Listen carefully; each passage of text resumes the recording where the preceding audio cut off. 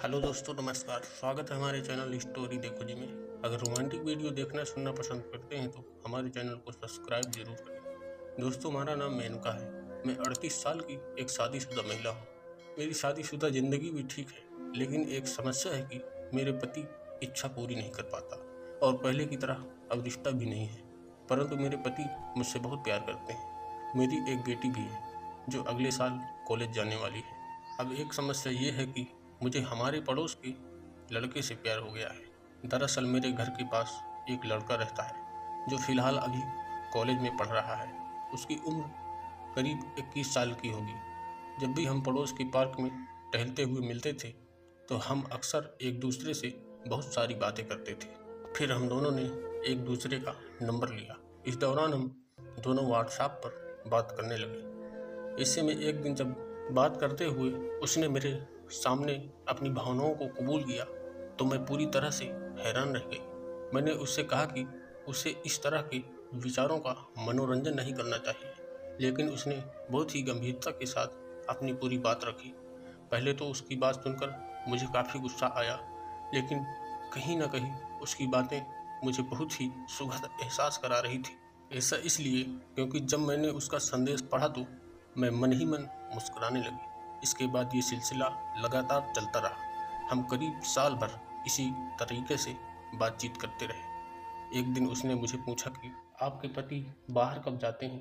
ये सुनकर मुझे हैरानी हुई, लेकिन फिर मैंने उसे कहा कि मेरे पति अक्सर बाहर ही रहते हैं। घर पर मेरी बेटी और मैं ही रहते हैं। मैंने उससे कहा कि परसों मेरे पति किसी काम के लिए 2 दिन के लिए बाहर जा रहे हैं।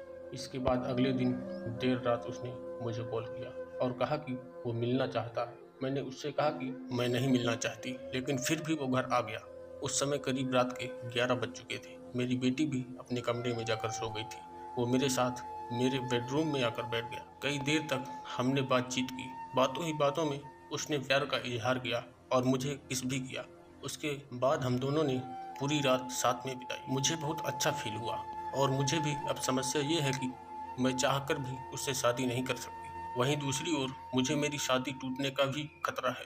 डॉक्टर नेहा कहती हैं कि आपने जिस स्थिति का वर्णन किया है वह बिल्कुल भी सामान्य नहीं है। मैं मानती हूँ कि एक अच्छी शादी में होने के बाद भी बहुत से लोग अपने रिश्ते से भावनात्मक संबंध की कमी महसूस करते हैं, लेकिन इसका मतलब ये बिल्कुल नहीं है कि आप किसी अन्य व्यक्ति के लिए अपनी भावनाओं को विकसित करने में लग जाएं।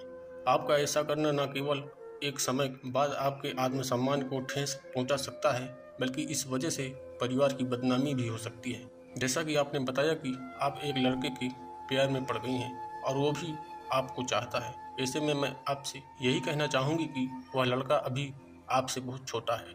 वह जिस उम्र में है उसमें लोगों के मन में इसी तरह की भावनाओं का जन्म लेना बहुत ही स्वाभाविक है, लेकिन इस दौरान आपको बहुत ज़्यादा सावधान रहने की ज़रूरत है। आप खुद सोचिए, अगर आप दोनों का रिश्ता परिवार या समाज की नज़रों में आ गया तो लोग कैसी कैसी बातें बनाएंगे। आपकी बेटी को जब इस बारे में पता चलेगा वह आपके बारे में क्या सोचेगी। आपने यह भी कहा कि आपके शादीशुदा जीवन में शारीरिक संबंध की कमी है। ऐसे में ज़रूरी नहीं है कि जब हमारी उम्मीदें या ज़रूरतें पूरी ना हों तो हम गलत रास्ते पर चलना शुरू कर दें। आप इसे ठीक कर सकती हैं।